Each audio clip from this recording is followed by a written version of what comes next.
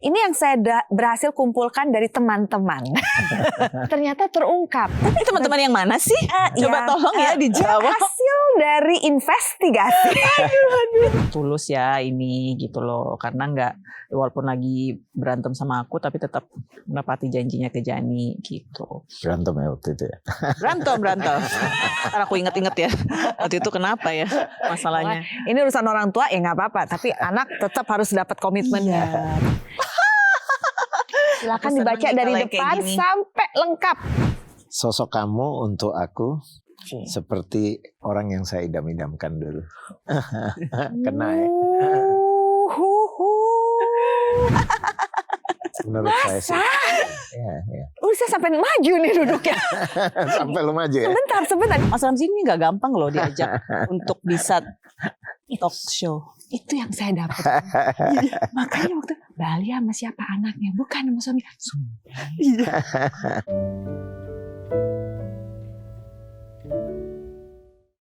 Hai Mbak Alia, Mas Ramzi apa kabar?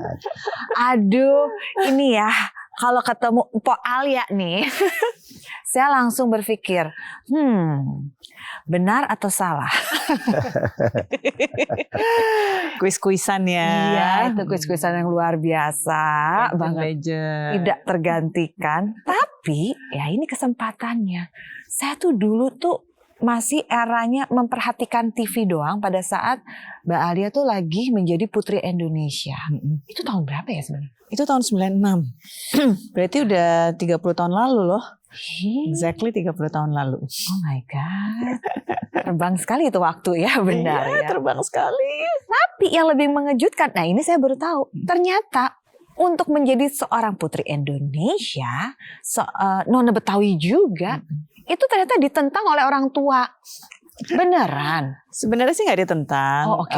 Mereka selalu support. Cuma memang waktu itu yang agak kurang setuju itu ayah saya ketika saya mau masuk ke dunia entertainment.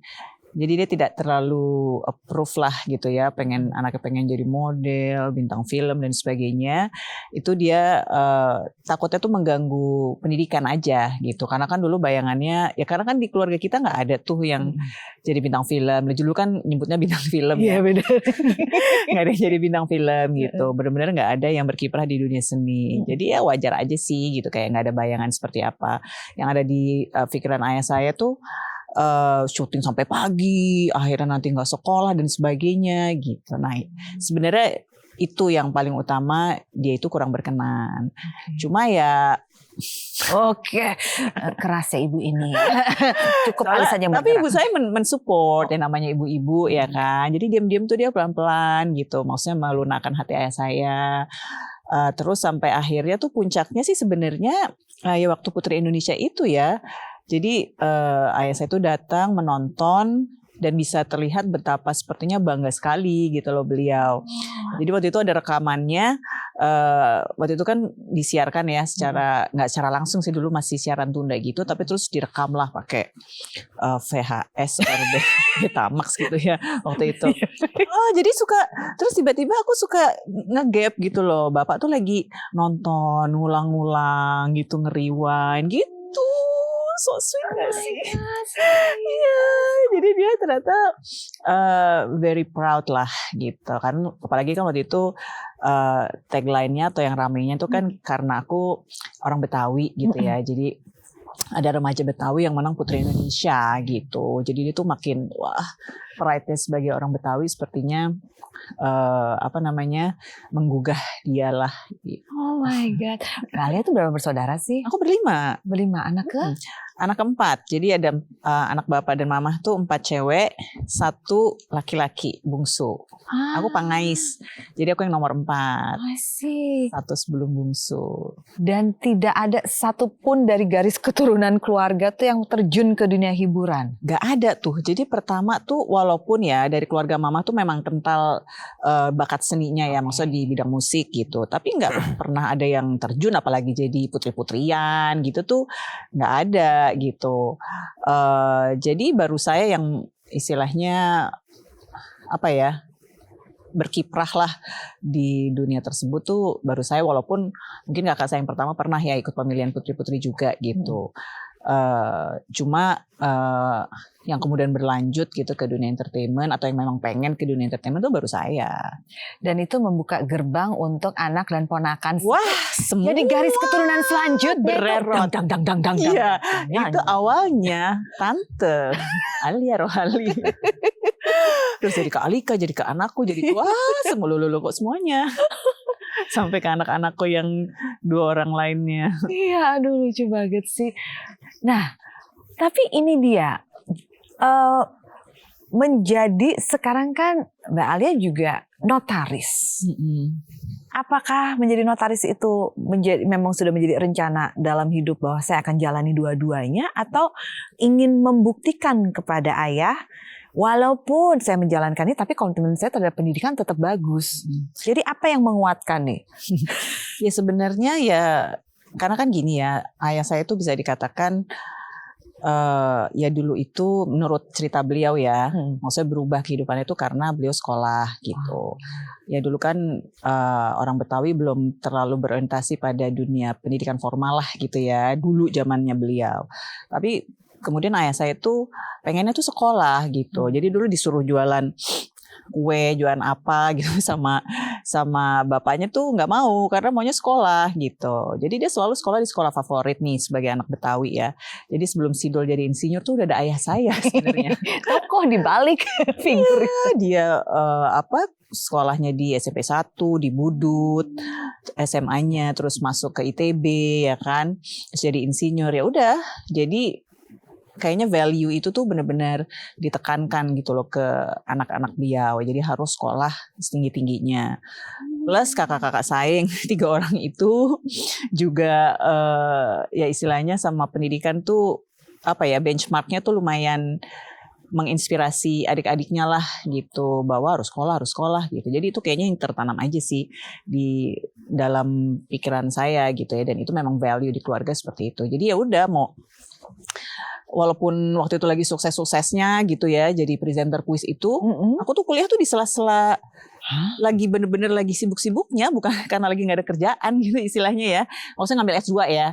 Kalau S1 kan ya udahlah itu kewajiban ya. Tapi pas S2 itu aku lagi sibuk-sibuknya di dunia entertainment. Jadi bener-bener setiap pagi live itu. Tiap pagi live, terus abis itu syuting, nanti aku kuliah di Salemba, nanti abis dari Salemba aku balik lagi kalau kasih syuting sampai malam gitu.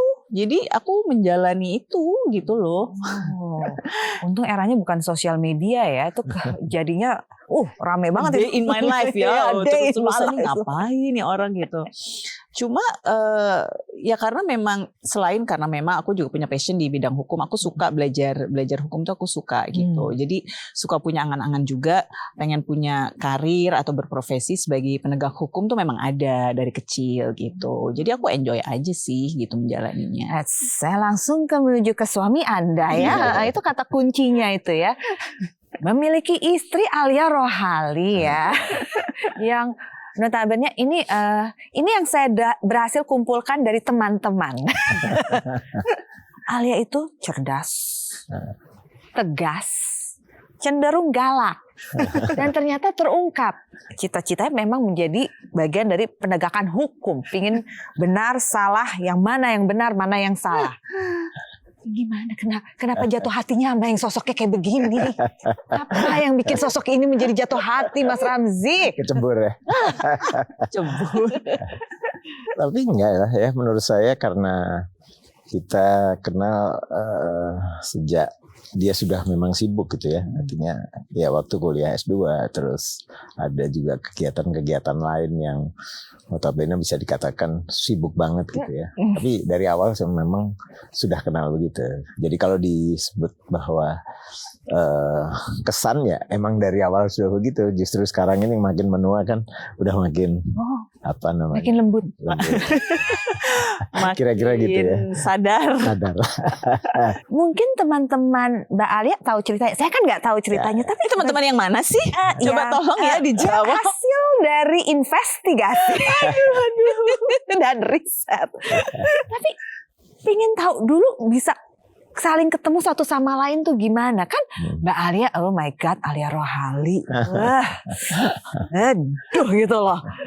Gak juga sih, kalau ceritanya memang biasa aja. saya dikenalin kebetulan sahabat, termasuk sahabat saya lah, salah satu sahabat saya yang sekarang sudah almarhum ya, teman ya dekat lah.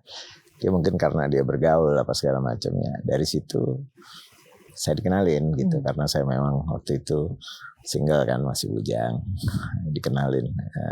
Alia sudah dalam posisi yang waktu itu sudah single juga. Ya.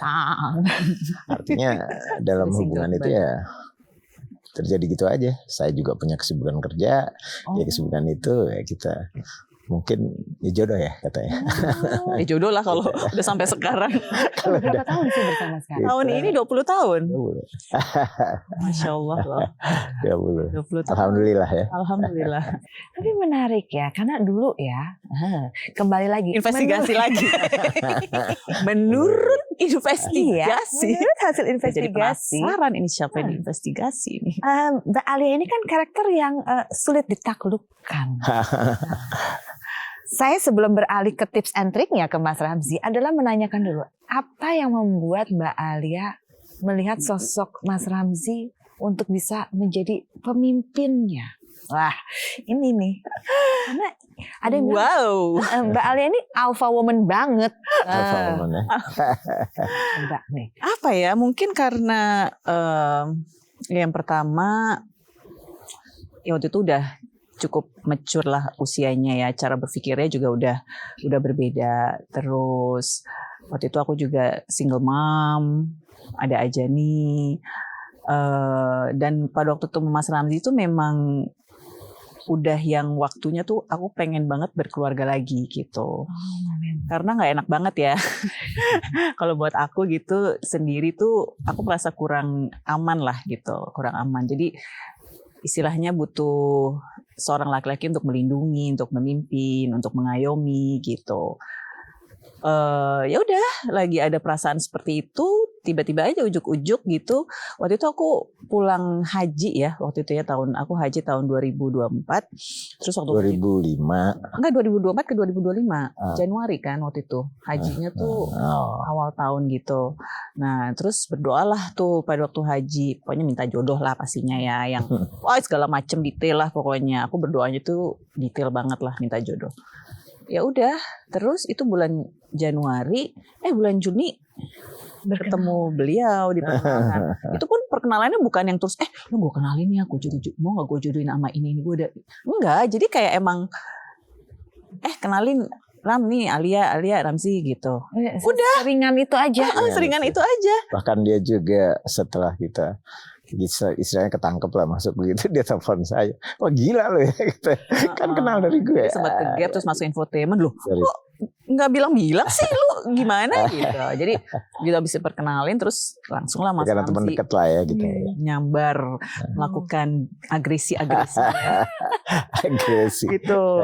Ya udah seperti itu sih kondisinya, dan juga karena keinginan pengen bukannya ya pengen punya kesempatan kedua yang lebih baik lagi lah gitu kan istilahnya dalam berkeluarga gitu. Jadi memang sepertinya nih Mas Ramzy nih sosok yang tepat lah gitu, maksudnya lebih mature gitu ya, terus bisa memegang si alpha woman itu bisa menghandle sampai yang biasa gue baru mau iya deh benar iya gitu.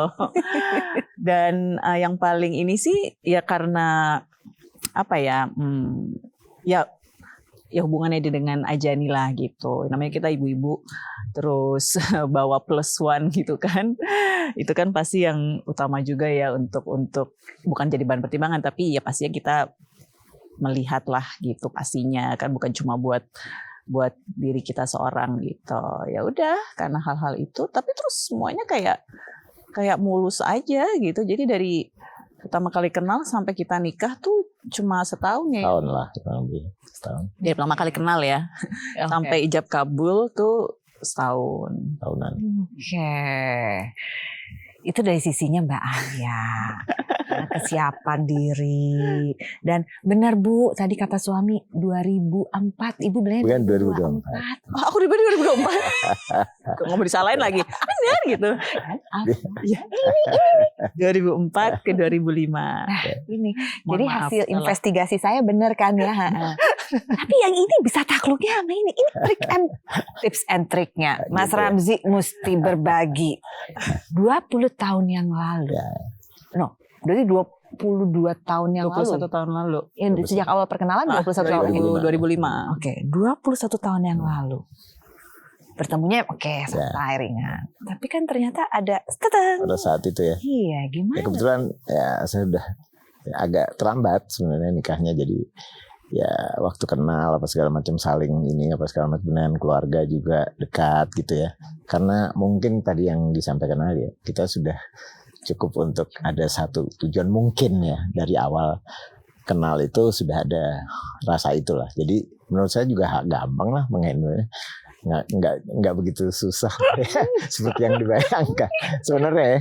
Regina ini saya buka ya emang begitu sih gitu ya. Jadi ya maksudnya flow-nya ya begitu jalan, tapi udah sama-sama ini dan sebenarnya tujuannya sama mungkin ya, insya Allah. Semuanya sih perfect timing aja. Mungkin kalau Mas Ramzy ketemu aku setahun sebelumnya atau 2 tahun sebelumnya, beda lagi, ceritanya berbeda mungkin. Oh belum tentu ya. Ya, tentu. Karena juga. pas itu tuh udah emang ya udah semuanya tuh pas aja waktunya gitu loh. Kan saya tambahkan waktu saya nikah sama dia, kenapa cepat setahun itu, almarhum ibu saya memang pada saat kita kenal tuh sudah agak sakit gitu ya.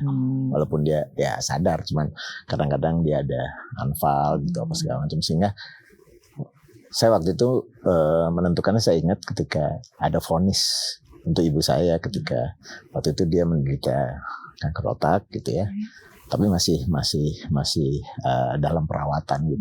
Saya bilang ke Alia bahwa kita nggak bisa tunggu lama karena saya pengen ibu saya waktu itu ikutlah menyaksikannya. Akhirnya kita kawin mungkin Juli 23, 20 September belum meninggal gitu. Jadi kurang lebih 3 bulan. Saved by the bell.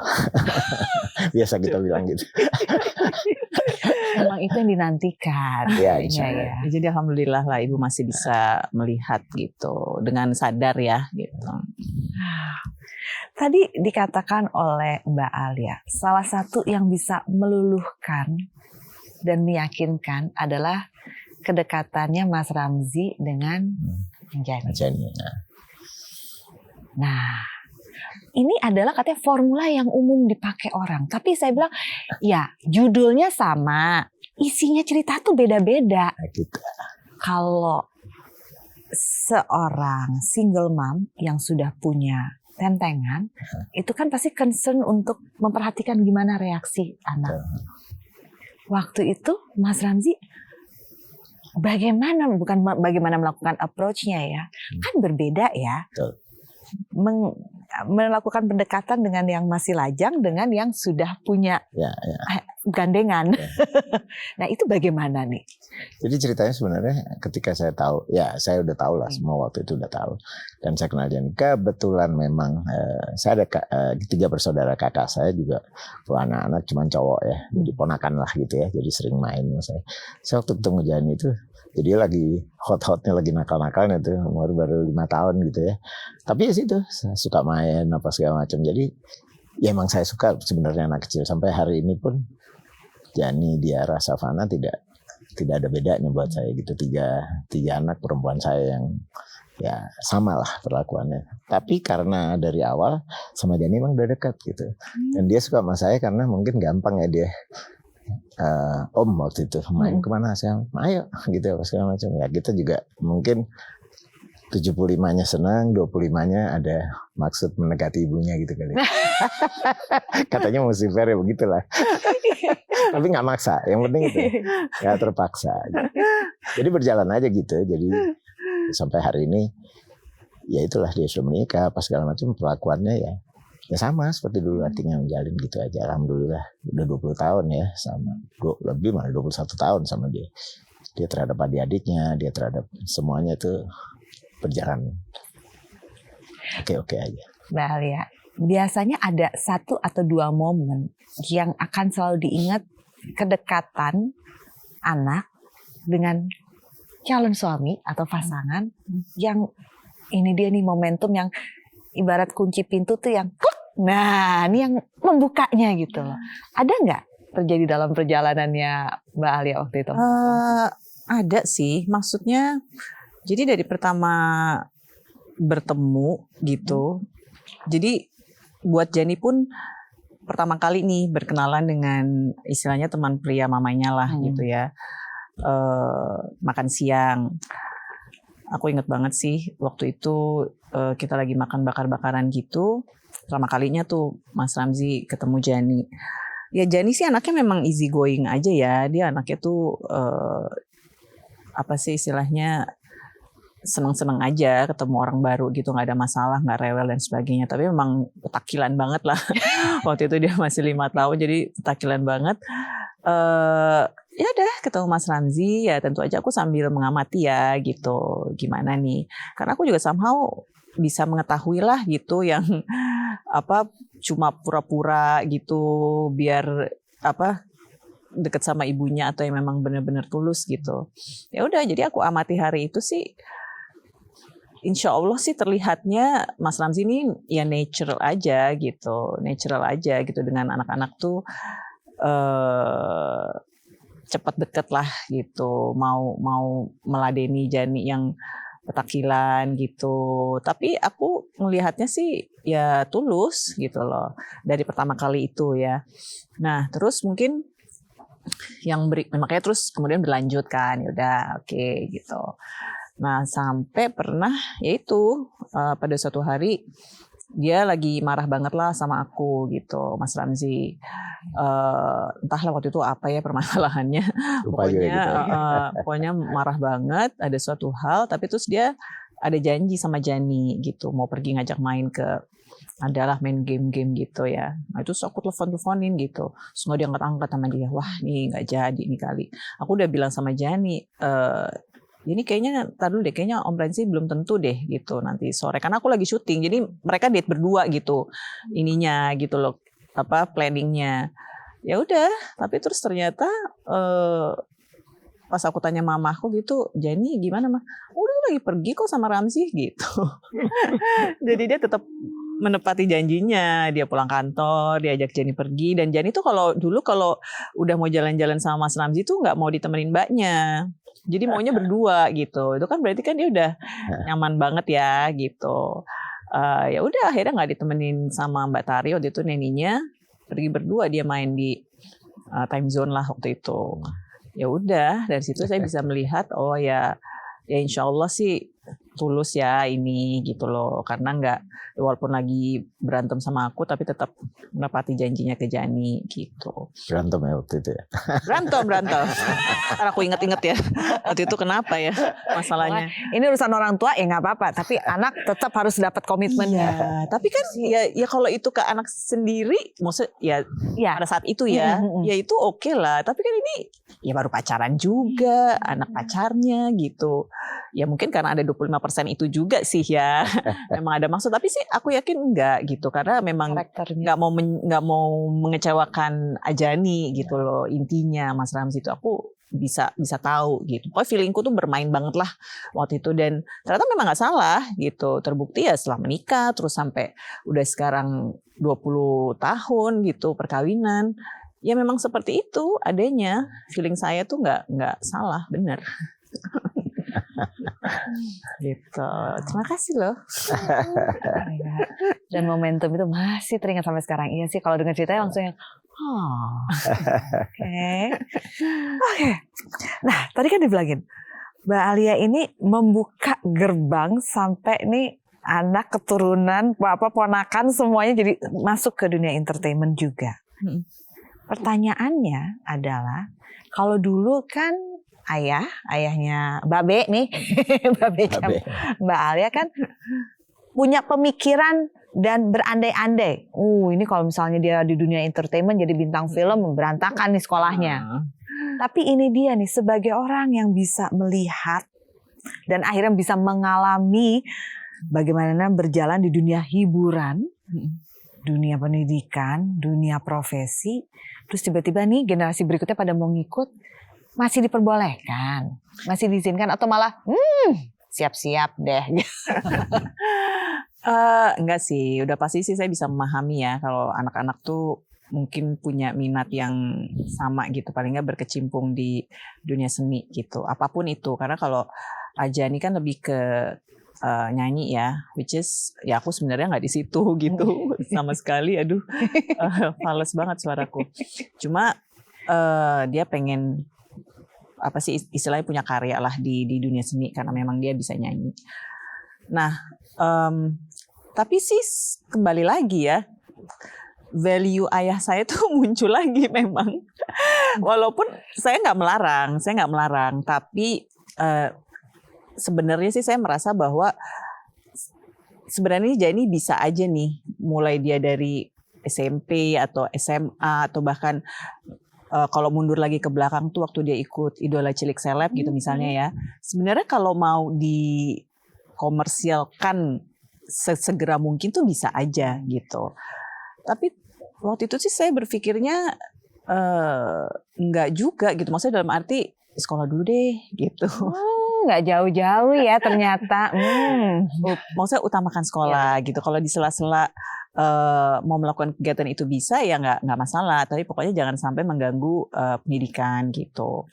Jadi memang baru mulai mendalaminya tuh ya setelah dia lulus SMA ya gitu, karena kan kalau kuliah tuh udah lebih fleksibel gitu, walaupun sebenarnya mungkin bisa mulai jauh sebelum itu sebenarnya. Nah itu perkaranya dengan Ajani. Dan anak-anak juga adik-adiknya kan juga lebih tertarik ke dunia modeling gitu ya, ikut Gadis Sampul dan sebagainya. Ya sama sih perkaranya.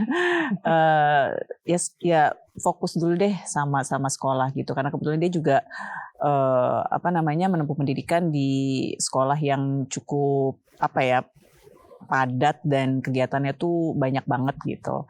Jadi udah deh fokus di dunia pendidikan sambil ya udah di sela-sela itu kalau memang mau ada mulai istilahnya menapaki gitu ya nggak apa-apa. Karena saya kan sering ya syuting dengan bintang-bintang muda gitu. Terus saya juga kepo juga gitu. Dan setelah saya ngobrol-ngobrol gitu dengan mereka, memang mostly ya mereka memang memilih homeschooling misalnya, harus gitu, karena kalau enggak ya nggak akan bisa maksimal gitu kan, mengikuti jadwal syuting gaya saat inilah gitu. Kalau dulu kan kita masih habis kuliah, habis sekolah gitu ya baru syuting gitu, karena kita sekolah cuma sampai jam 12 lah kan waktu itu. Mungkin masih bisa tuh anak-anak SMP, SMA mulai ikut syuting dan sebagainya. Tapi kalau sekarang tuh kan nggak mungkin anak-anak sekolah sampai sore dan sebagainya. Dan rata-rata tuh mereka memang memilih homeschooling gitu. Nah itu buat saya mungkin masih berat ya gitu. Jadi makanya kayaknya nunggu sampai udah lebih fleksibel lah kegiatan kuliahnya gitu, baru mungkin bisa lebih fokus. I see. Jadi DNA Bapak turun ya. Nah, sepertinya gitu. Itu kan dari Mbak Alia. Nah, Mas Ramzy gimana nih?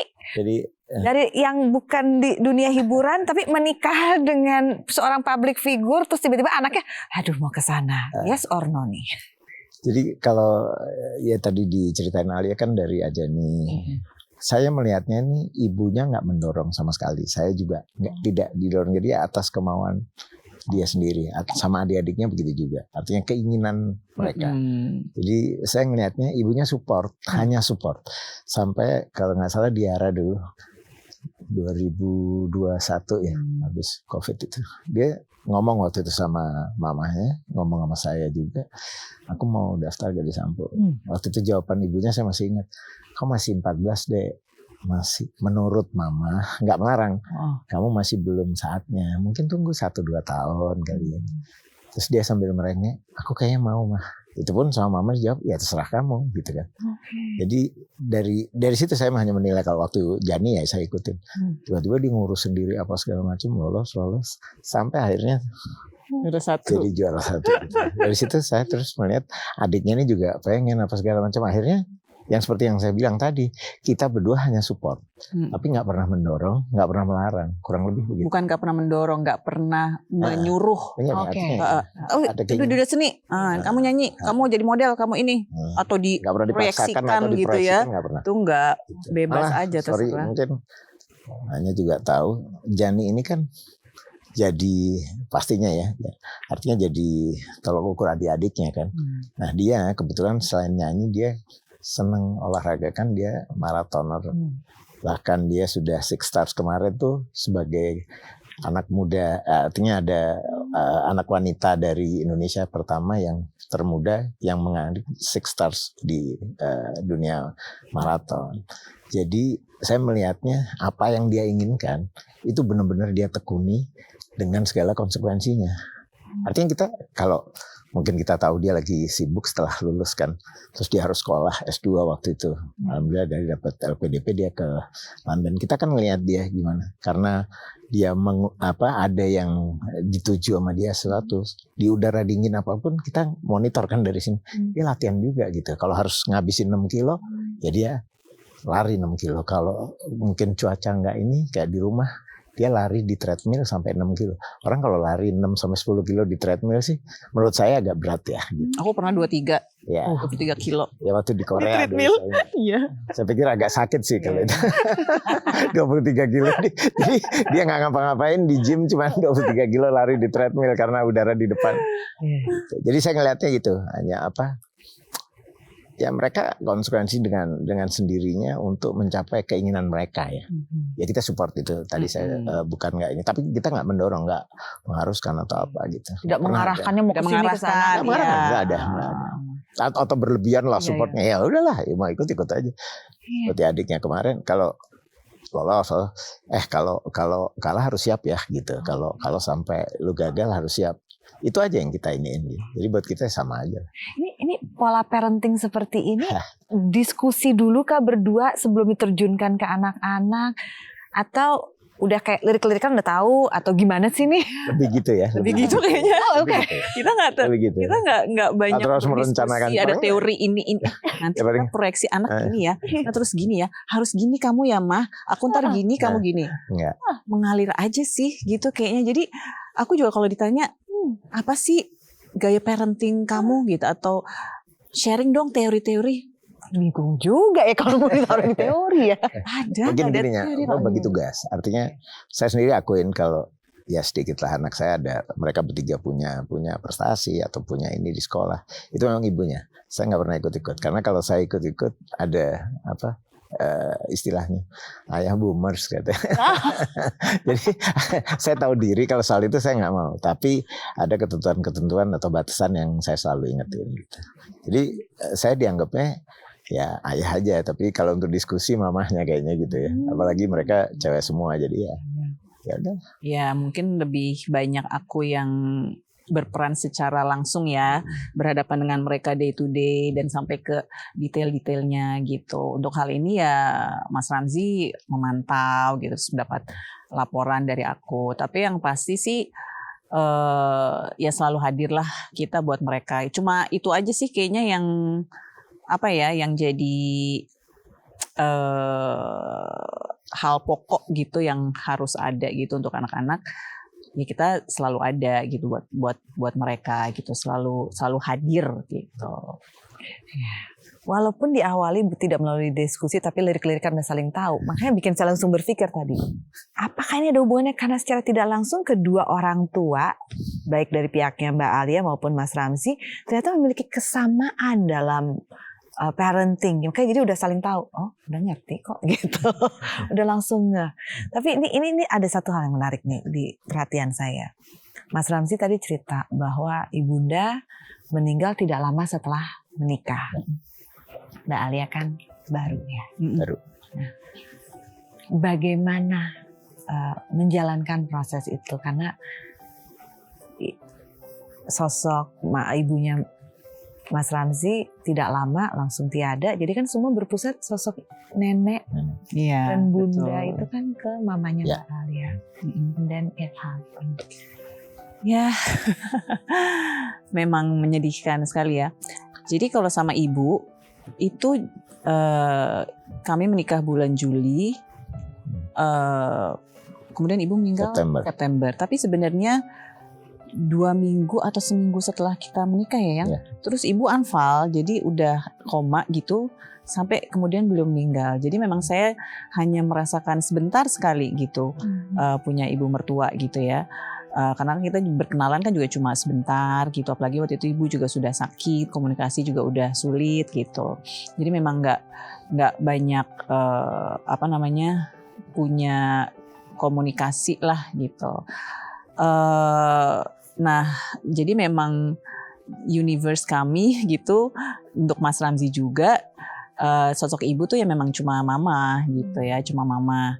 Demikian juga untuk anak-anak kami gitu ya. Nenek tuh Nin. Ya hanya Nin lah gitu. Dan sebenarnya nih this day persis banget hari ini tuh itu setahun mama anfal. Persis banget hari ini. Setahun mama anfal. Jadi waktu itu kita lagi mau umroh keluarga besar. Kebetulan mama memang lagi dirawat ya. Tadinya mestinya pergi sama beliau juga. Tapi kemudian karena beliau kena pneumonia, akhirnya nggak jadi pergi. Tapi ditemani oleh kakak saya waktu itu yang nggak jadi berangkat 1 orang. Nah terus tiba-tiba kita udah di pesawat. Terus persis itu memang timingnya Masya Allah ya luar biasa banget. Jadi kita udah naik di atas pesawat, tiba-tiba kakak saya video call gitu. Kalau mama tuh lagi anfal, lagi di resusitasi gitu. Ya udah akhirnya tanpa berpikir panjang ya kita berempat sama 2 adik mama langsung keluar dari pesawat gitu. Awalnya tuh kayak berasa keluar dari Metro Mini aja gitu, main asal keluar sampai bingung gitu. Mau kemana? Mau kemana? Mau pulang gitu. Sebentar, stop.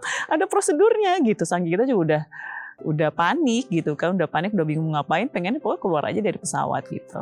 Dari 30 orang. Berapa orang sih? Pokoknya kita sama cucu 20 lah waktu lebih itu. lah. Jadi 6 orang turun karena keadaan ya, gitu. Karena keadaan mama gitu. Ya udah mama anfal koma sampai kemudian itu bulan Januari ya.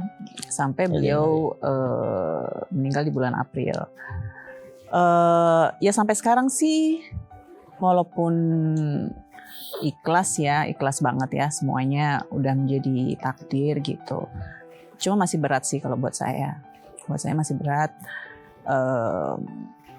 Maksudnya kita juga dengan kakak-kakak tuh masih sering sering membahas gitu. Mungkin saya nggak banyak memperlihatkan sama Mas Ramzy ya. Saya orangnya juga nggak mudah menangis depan orang gitu.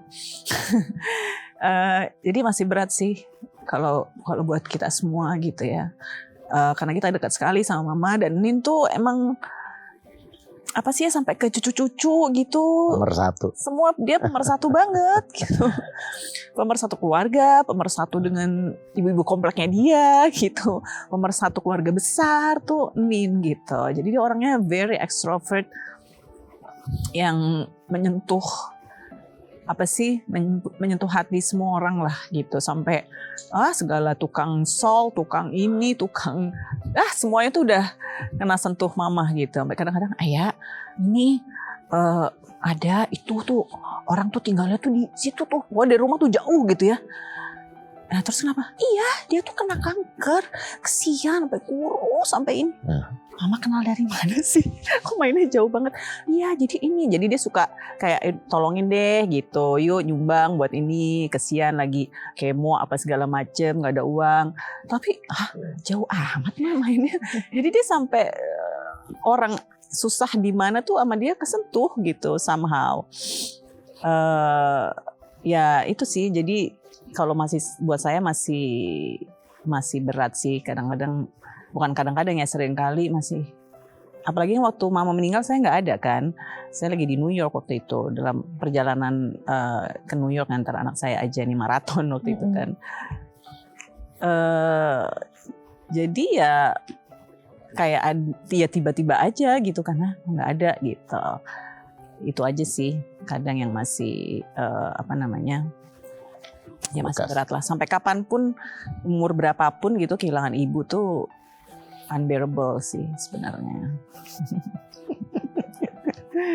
Gitu, ya kan? Apa yang beda setelah Nin nggak ada? Yang beda ya ibu saya tuh soalnya apa ya? Ya tiap hari tuh kita pasti ada komunikasi ya, almost every day gitu. Tenaganya tuh kan banyak banget tuh mama gitu ya. Jadi nggak cuma mikirin anak-anaknya, tapi juga cucu-cucu. Pokoknya dia yang handle segala sesuatu tuh mama gitulah. Jadi kayak apa ya? Ya aneh aja sih, terus nggak ada mama bersama kita gitu. Ya saking dia apa ya istilahnya yang ya. Mungkin buat Mas Ramzi juga semuanya kita dekat emang. Dia jadi ya seperti pemersatu itu. Jadi gara-gara dia ya semua anak sepupu-sepupu itu udah ke dia lemnya ya di keluarga. Jadi anak-anak kita juga semua cucu-cucu juga merasa kehilangan banget sama Nin gitu. Dan dia nggak ada ini, terutama orangnya saya tambahin, orangnya nggak jaiman. Jadi sama semua, sama mbak kita, satpam kita ada persoalan, maksudnya apa? Yang tahu bukan kita, dia yang tahu. Iya. Dia suka ngomong, nanti mama mau ngomong, nih kayaknya Pak Satpam ada gini. Nah, mama tahu dari mana? Itu memang sifatnya dengan orang-orang kecil ya. Kalau ke rumahnya kan masih di kompleks migas, di kompleks lah gitu ya. Itu ada satpam, ada apa segala macam di kayak klaster gitu kan. Itu semuanya. Jadi kalau kita buka jendela aja, wah ya, karena ya kedekatan beliau sama mereka. Iya. Saya juga bingung, mah ini apa sih makanan gini banyak segala macam? Ya buat mereka gitu. Ini nggak melebihkan ya, emang orangnya begitu. Dan gampang mau naik gojek lah segala macam. Iya. Dan Nelly gitu, nenek lincah di mana-mana. Ya kalau bulan puasa gini sih memang kehilangannya tuh biasanya mama udah repot nih menjelang puasa nih dia udah mulai mau bagi-bagi sembako gitu. Bisa ayah ini ya mau bagi sembako buat segini banyak orang. Kalian semua ntar patungan ya segini gitu. Jadi dia tuh seneng kesibukan membantu orang tuh dia seneng banget gitu. Nah itu sih makanya kemarin kita bikin sembako loh gitu kan.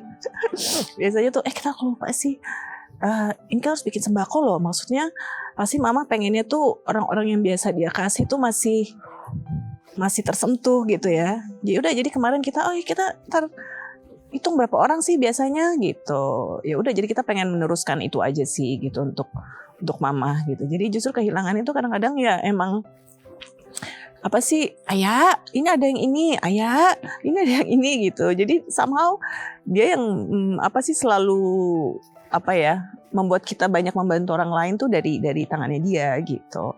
Nah jadi itu juga sih salah satu yang kehilangannya gitu akan mama.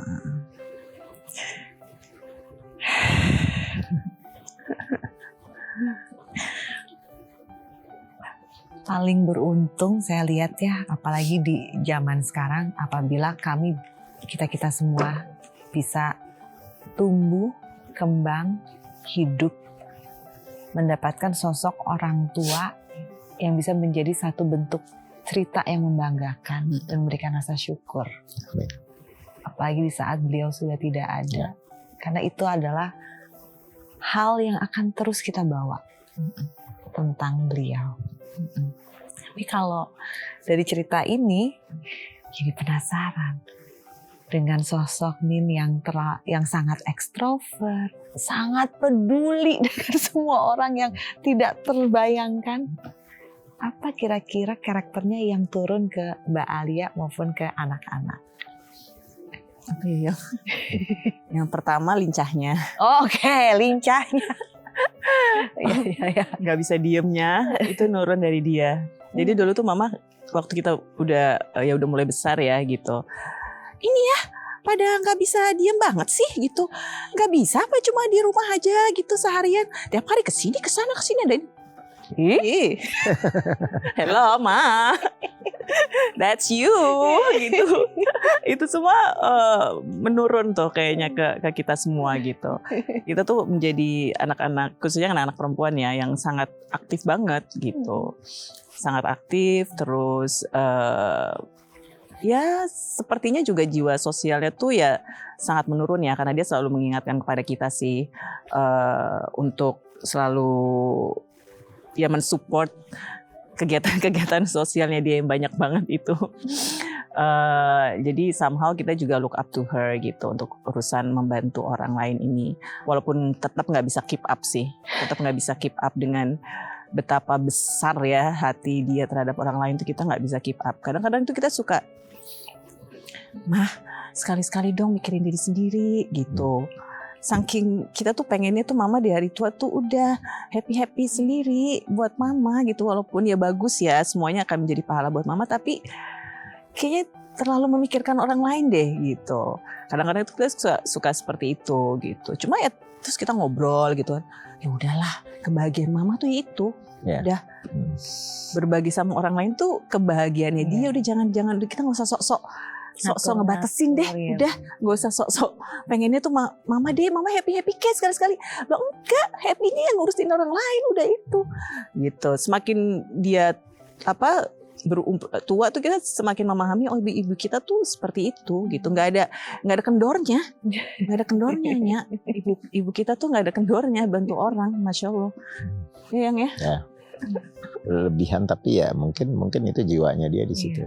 Dia nggak mau tahu apa aja pasti dapatnya dari dia. Saya bingung juga, gimana sih orang yang di rumah kita nih, ya ibu bapaknya masih nggak tahu, dia udah tahu duluan. Jadi makanya begini, kita bantu ini segala macam semua, dan itu dari 5 keluarga itu kan dia selalu gitu. Makanya jadi bahkan waktu ya masya Allahnya tuh kita kalau ini ya, maksudnya kita bisa mendengar dari orang lain juga.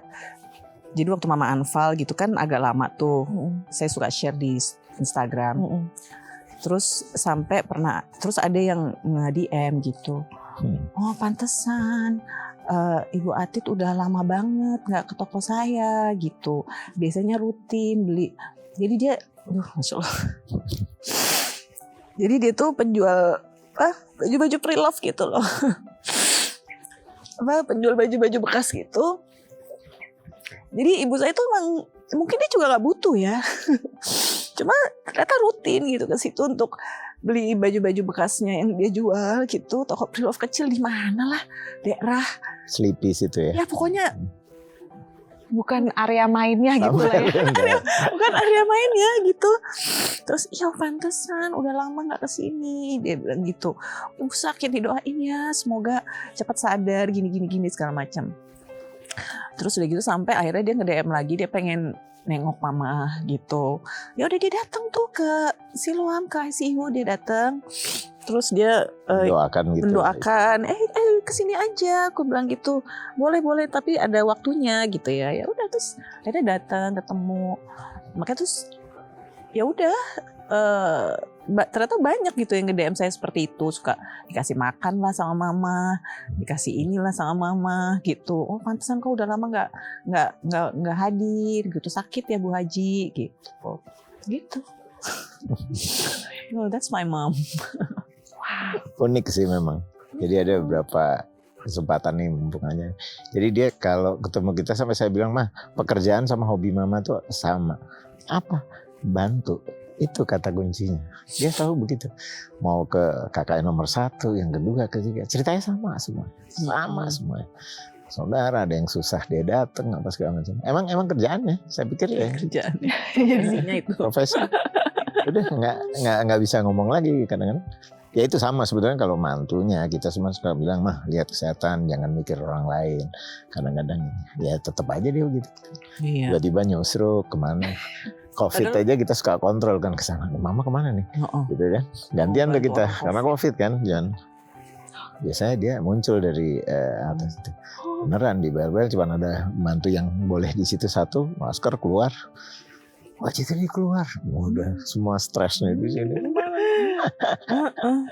Kita tahu lah, Nelly pasti kegiatan-kegiatan itu kali ya, nggak tahu. Ya kira-kira kesannya sih begitu. Bahkan saat Covid pun dia kepikiran ini nanti gimana? Ya kira-kira gitu ya, kira-kira gitu. Kejualan, aduh ntar nggak makan, ntar ini itu udah pikiran mama jangan terlalu banyak kayak mikirnya. Jadi semua dipikirin gitu, kesian banget. Ya tapi semoga menjadi amal untuk beliau ya gitu. Jadi itu kadang-kadang juga itu sih yang menenangkan kita ya, insya Allah gitu dengan semua kebaikannya gitu yang dilakukan dengan tulus. Ya memudahkanlah jalannya gitu. Tinggalnya itu ya, buat anak-anaknya ingin meneruskan jadwalnya, nggak bisa. Iya. Ini susah. Nggak bisa kita menyamai itu. Mau dibagi tugas juga nggak kedapetan semuanya. Aduh, kita dulu cuma terima teleponnya aja kan. Ini ya oke mah gitu. Ya jangan lupa iya gitu. Sekarang ini udah musimnya bagi sembako loh. Ini kita udah harus mulai siap-siap nih, udah mau puasa nih. Berapa orang tuh, berapa puluh tuh biasanya gitu. Yang dia siapin gitu buat orang-orang sekitar gitu. Pokoknya kita memang menjaga itu. Jadi yang biasa hari-hari tersentuh sama mama gitu ya. Ya kita tetap berusaha menjaga itu tetap berjalan gitu. Jadi kita ngorek-ngorek tuh ke orang-orang, mama kemana aja sih gitu ya, ke orang-orang belakang, maksudnya ke orang-orang yang sama dia gitu. Nah, udah. Jadi waktu beliau meninggal kita udah kayak list gitu. Hasil investigasi. Investigasi juga. Masih ada kesempatan buat saya untuk ngobrol-ngobrol karena Mbak Alia, dan saya baru tahu ini karakter Mas Ramzy ini straightforward, gak ada ngaling-ngaling, tak. Oke, ini satu kesamaan karakter yang saya temukan di sini. Masa sih aku gitu? Apa udah kayaknya kebawa ya? Enggak Bu, itu dari eranya kuis dulu Bu. Gitu, masa sih? Malah dulu galak banget. Enggak, saya ralat, bukan galak. Tegas ya. Tegas sekali. Ya, itu kata-kata yang paling enak pilihannya, tegas sekali. Enggak masalah, pokoknya ini yang benar-benar ini karakter orang yang melihat bukan lebih dari baik dan buruk, tapi benar atau salah dulu. Benar, ternyata terungkap ya, emang penegak hukum tuh ada di DNA-nya ya. Ada sepertinya ya. Benar. Jadi saya langsung to the point. Jadi di sini Mbak Alia, Mas Ramzy, ini ada kalimat-kalimat yang belum lengkap. Nah, kalimat tersebut tuh merupakan pancingan rasa dalam membuka komunikasi satu sama lain. Jadi kita coba ya, berhasil nggak nih memancing? Itu dulu, jangankan bicara mengenai melengkapi kalimat, berhasil nggak mancing? Ini saya takutnya nggak berhasil nih. Karena kita biasanya bahasa kalbu sih ya, sama Mas Ramzy itu. Ambil satu mana? Yang warna hijau, ada beberapa di dalam, boleh dikocok dulu. Oke. Oh. Ya, silakan. Oke. Yes. Mau Mbak Alia dulu atau Mas Ramzy deh, Mas Ramzy deh. Jadi Mas Ramzy dulu. sorry, saya baca. Terus harus dilengkapi kalimat dulu ya, resapi. Kira-kira dilanjutin kalimatnya itu adalah kalimat yang ingin disampaikan Mas Ramzy untuk Mbak Alia. Nah. Silakan dibaca dari depan sampai lengkap. Pengen tahu dilengkapi dengan rasanya. Coba yang jujur ya. Sosok kamu untuk aku seperti orang yang saya idam-idamkan dulu. Kena ya. Dia kayaknya udah Emang dulu ngidamnya apa sih? Apa sih yang kamu idam-idamkan tuh apa ya? Coba sebelum bertemu sebenarnya yang mudah dihandle sebenarnya. Kalau dibilang sulit tuh enggak sih. Enak aja kok. Mudah dihandle ya, benar. Mudah dihandle. Really? Emang tapi Alia mudah dihandle. Menurut saya sih. Ya. Saya sampai maju nih duduknya. Sampai lu maju ya. Sebentar, ini masih jaga posisi duduk dulu di sini. Oke. Mau lebih jelas? Iya, tolong. Karena gini, egoku berkata mudah dihandle, tapi dia juga saya gini, saya terpaksa juga harus buka yang sebenarnya. Karena dia kan artinya orangnya suka belajar. Alia itu suka belajar, suka artinya mengetahui apa-apa tuh dia mau yang jelas. Termasuk di sini dalam ajaran agama. Sebenarnya jujur aja saya banyak tanya kalau sama dia, ini kalau ini gimana ya, ini apa segala macam, karena ya dia mungkin lebih suka baca dan suka dengar gitu ya. Nah, menurut saya dalam kehidupan ini ya harus dasarnya itu gitu. Jadi saya suka kadang-kadang bilang gampang handle-nya itu karena dia ingat itu. Artinya gini, mau dibilang tegas apa segala macam, kan saya imamnya. Kira-kira gitu. Kata kunci banget tuh kayaknya ya. Gitu. Dia tahu makanya. Ya, karena saya bilang saya buka nih gitu. Gue kalau ya karena saya juga normal lah, saya nggak aneh-aneh gitu. Maksudnya kalau ada misalkan untuk anak aja gitu, dia bilang ini, saya bilang kalau gue ini gitu. Ya insya Allah sampai hari ini mungkin 20 tahun itu, kalau sudah saya sampai ini, karena saya memang milihnya ini, ya udah gitu. Makanya saya bilang setegas apapun ya bukan mudah handle-nya, maksudnya mudah memahami lah gitu ya, kita kan gitu. Kira-kira itu. Menggunakan jendelanya yang mana, yang tepat, yang kena ke aku tuh dia pinter gitu melihatnya. Ini jawabannya ya. Sepertinya gitu kayaknya deh. Tahu celahnya. Ya tahu celahnya. Setuju.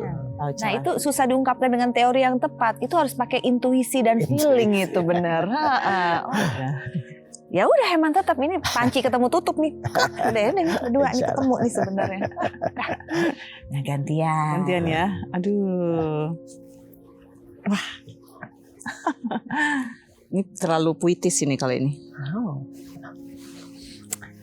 Sebentar meresapi dulu ya. Tanpa kamu, hidup aku mungkin akan tidak tenang, akan gelisah, akan apa nih, tidak tenang, gelisah, dan tidak akan lengkap. Dan mungkin tidak bahagia. Amin.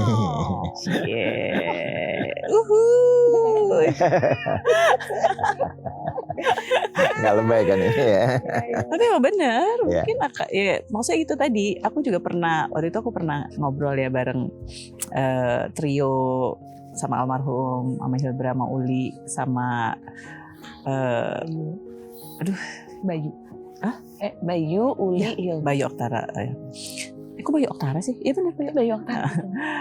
Pernah ngobrol sama mereka gitu. Apa sih yang bikin kok lo ini gitu loh, maksudnya ya mau menikah lagi dan sebagainya. Terus gue bilang ya memang aku butuh rasa aman gitu.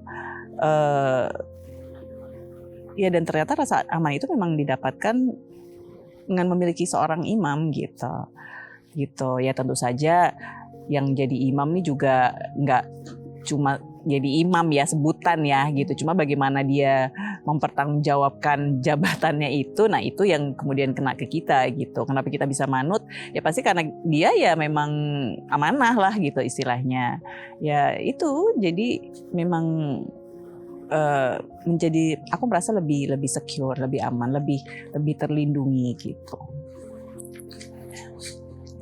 Luar biasa. Jadi memang ya. Maksudnya kita sebagai seorang perempuan ya nggak gampang melindungi diri sendiri, jujur aja gitu. Iya kan? Setuju. Gitu.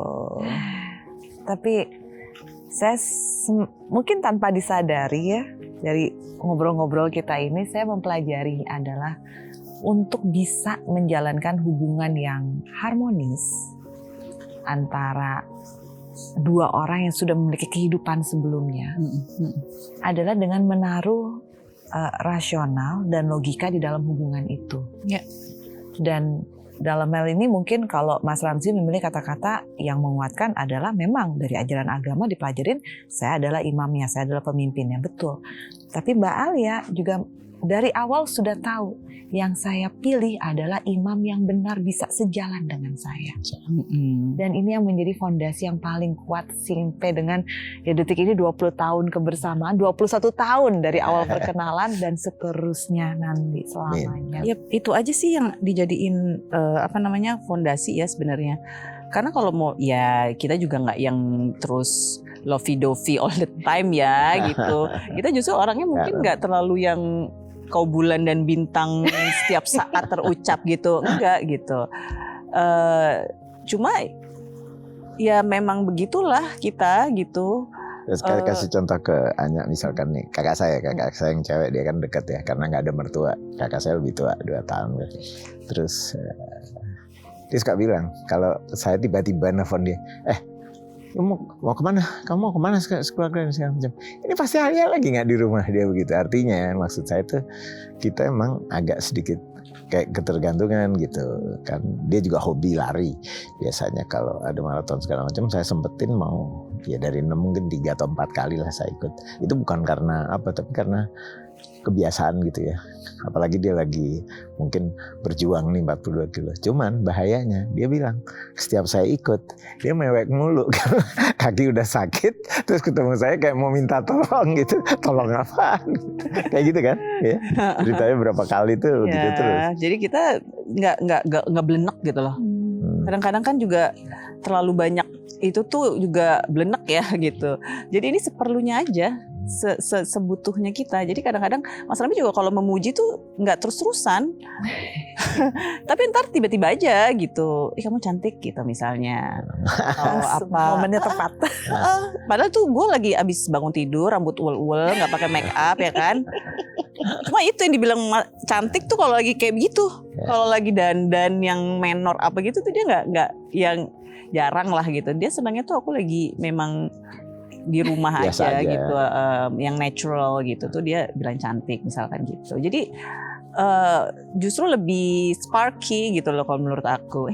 Aku bisa ketawa malu-malu gitu daripada yang misalkan terus-terusan gitu kan kayak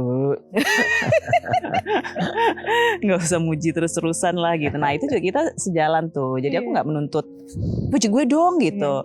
Atau kok kamu pernah muji sih? Enggak. Jadi pas, ya udah takarannya ada ya cukup buat gue segitu cukup, buat dia ya emang segitu gitu. Demikian sebaliknya gitu. Betul. Ya itu ya. Harus yang tepat, tahu memang momentumnya. Terima kasih banyak. Sama-sama. Mbak Alia, Mas Senang Ramzi. sekali bisa kesini. Mas Ramzi ini nggak gampang loh diajak untuk bisa talk show. Itu yang saya dapat. Makanya waktu Mbak Alia sama siapa anaknya? Bukan sama suami. Iya. Itu enggak. Biasanya dia nggak pernah mau. Saya pernah lihat soalnya hati-hatinya bagus ya. Ini untuk cerita kayak begini. Oke lah. Berarti dia jadi ya luar biasa sekali beliau. Mau saya eret ke sini itu. Terima kasih Thank you. Mas Ramzi. Terima kasih banyak. Mbak Alia. Sukses terus Anya. Terima kasih sudah berbagi. Tidak hanya tips and trik dalam kehidupan, juga bagaimana memandang hidup ini. Tidak harus yang sok-sok romantis, katanya standar TikTok. Enggak harus seperti itu. Semua pasangan punya formulanya Iya, mas. tepat sekali. Tapi yang pasti jangan biarkan itu ditentukan oleh dunia luar, tapi kenyamanan di internal antar pasangan itu. Seperti ini. Thank you. Mbak Alia dan juga Mas Ramzi. Dan satu tadi yang saya kepikiran, sekarang saya bisa melihat kalau selama ini kita bilang Mbak Alia yang tadi kita nih orang luar namanya alpha, Hasil investigasi itu ya. tenaga energi maskulinnya tinggi, tiba-tiba bisa pluk. Nah udah, nggak usah dipertanyakan, ada yang benar-benar berhasil membuka kuncinya. Karena kalau perempuan bisa, bahasanya bukan kolokan ya, tapi kalau bisa menjadi fragile untuk certain people, ya udah. That's the right person. Walaupun juga Mas Ramzi sih mengakui juga gitu kalau aku tuh alpha. Jadi waktu kemarin gitu saya sempat kasih reels gitu ya. Menurut kamu aku termasuk yang mana nih? Ada cewek alpha, beta, gamma. Terus ya harapan aku kan cuma just pick one gitu ya. Terus kata dia, semuanya kamu kecuali yang nomor 6. Wow. Warrior banget aku ya kan. Ini menurut suami. Menurut gue saya gitu. Lihat nomor 6 yang enggak gitu. Yang enggaknya bukan yang mana. Jadi gue alpha, beta, gamma, apalah. Kalau 7 saya bilang yang 6 kamu. Cuman 1 ini yang enggak nih. Nomor 6. Nomor 6. Jadi cuma ada 6 nomor 6 yang enggak. 5-nya Eke. Tapi Gila pahlawan nasional nih aku. Tapi itu kan setelah kuat di ujung di garis finish. Iya. Dia sar. Akhirnya gitu ya. Selesai deh. Finish toh. Nah, dah selesai itu kunciannya. Terima kasih. Terima kasih Anya. Thank you, Anya. Sampai ketemu lagi. Sampai ketemu lagi. Dan terima kasih kepada Anda pemirsa untuk kebersamaannya hari ini. Kita berjumpa lagi di lain kesempatan. Tetap menjadikan hari ini hari yang lebih baik daripada kemarin. Dan apabila ternyata hari ini bukanlah hari yang terbaik untuk Anda, jadikanlah ini menjadi bagian perjalanan hidup Anda untuk menjadikan Anda seseorang yang lebih dari yang sebelumnya. Saya Anya Dino pamit. Sampai jumpa.